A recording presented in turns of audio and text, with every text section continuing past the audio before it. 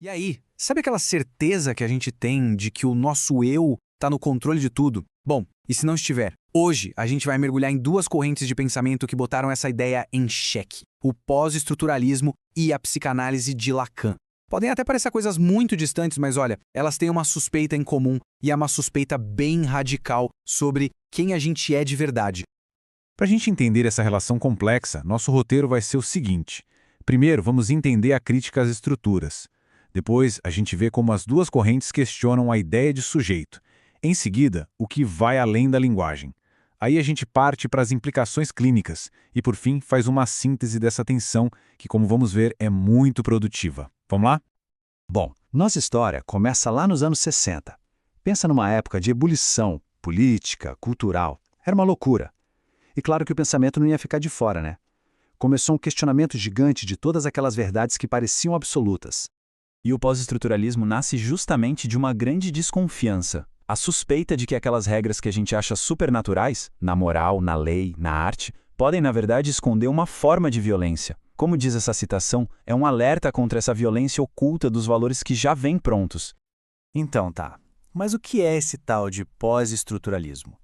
Não é bem uma escola de pensamento, com regrinhas e tudo. Pensa mais como se fosse uma lente da desconfiança. Pensadores como Foucault, Derrida, o que eles diziam é que o sentido das coisas não está lá pronto, ele é construído. E o mais importante, essa construção nunca é inocente, sabe? Ela sempre é atravessada por relações de poder. Os pilares dessa ideia são basicamente estes. Primeiro, desmontar a noção de um eu coeso, dono de si. Segundo, entender que a linguagem não só descreve o mundo, ela cria o mundo. E claro, como herdeiro direto das revoltas de maio de 68, a aposta é toda na diferença, na instabilidade, contra qualquer verdade que se diga afinal. E é aqui que a coisa fica boa, porque enquanto a filosofia estava fazendo essa revolução toda, a psicanálise, lá com Jacques Lacan, estava fazendo uma crítica muito, mas muito parecida, só que vindo de outro lugar, da clínica, da escuta do inconsciente. O primeiro grande ponto de encontro é justamente a demolição dessa ideia de um eu no comando. A filosofia moderna, desde Descartes, nos colocava como mestres da nossa própria casa. Lacan, na esteira de Freud, diz o oposto. A gente é dividido, a gente é atravessado, moldado pela linguagem. Sabe quando escapa alguma coisa na fala e a gente pensa, nossa, de onde veio isso? Pois é, para Lacan, o sujeito aparece exatamente aí, onde a nossa consciência falha. Para simbolizar isso, o Lacan usa uma ideia genial: o sujeito barrado. É aquele S com um traço no meio, sabe? Essa barra, esse corte, é exatamente a divisão que a linguagem causa na gente. Ou seja, a gente nunca é inteiro, completo. Somos, na verdade, um efeito meio instável do discurso que vem do outro. E aqui seria esse outro com o O maiúsculo. Imagina que é tipo o grande baú da linguagem, da cultura. É onde a gente mergulha para se formar como sujeito. E essa citação do próprio Lacan é matadora. É na fala, nesse campo do outro, que a gente tenta se encontrar. Mas o que a gente acha é sempre um pedaço, um fragmento. A ideia de totalidade, de ser completo, é impossível. O segundo ponto de convergência é esse aqui, a centralidade da linguagem. Tanto para Lacan quanto para os pós-estruturalistas, a linguagem não é só uma ferramenta. As palavras não apenas nomeiam coisas que já existem por aí. Elas, na verdade, estruturam a própria realidade que a gente consegue perceber. Só que essa aliança tem um limite, e um limite bem claro. Por quê? Se a crítica é parecida, o terreno de onde cada uma fala é radicalmente diferente, e é aqui que os caminhos se separam de um jeito bem decisivo.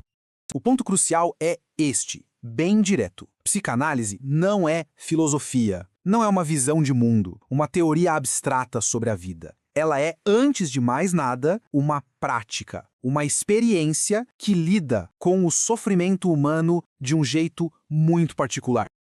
E essa prática traz conceitos que a filosofia não aborda da mesma forma. A psicanálise vai falar de um real, que é aquilo que insiste em não ser dito, que escapa da linguagem, vai falar de um gozo, que não é um simples prazer, mas uma satisfação que se repete e muitas vezes faz sofrer. E acima de tudo, ela tem a clínica, o encontro real com o sintoma de alguém. Olha, essa citação resume perfeitamente a diferença. Na clínica, as palavras não produzem só sentido, não. Elas têm um peso no corpo. Elas produzem satisfação, dor, sintoma. A teoria psicanalítica está amarrada, está ancorada nessa experiência do corpo que fala. Ok, então como é que toda essa visão sobre o sujeito afeta o trabalho de um analista na prática? Bom, as consequências são bem diretas e, na verdade, transformam completamente o modo de escutar alguém. A partir daqui, a escuta de um analista muda completamente.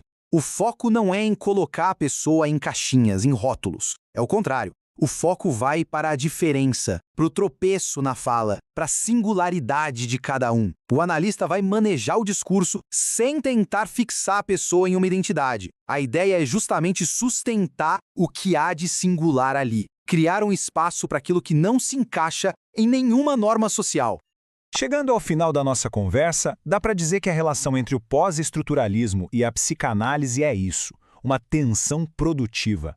Eles são como aliados na hora de criticar, mas na hora da prática, cada um segue o seu caminho. Resumindo a ópera, os dois nos ajudam a desconfiar daquela ideia de um eu soberano. Os dois colocam a linguagem no centro do palco. A grande diferença é que a psicanálise não abre mão da sua âncora, a clínica e os conceitos que nascem dela, como o gozo e o real.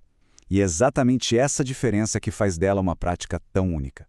E para a gente fechar, fica aqui uma provocação para pensar.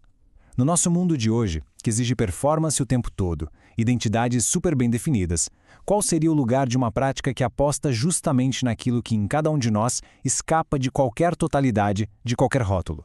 É uma pergunta que com certeza vale a pena a gente levar por aí.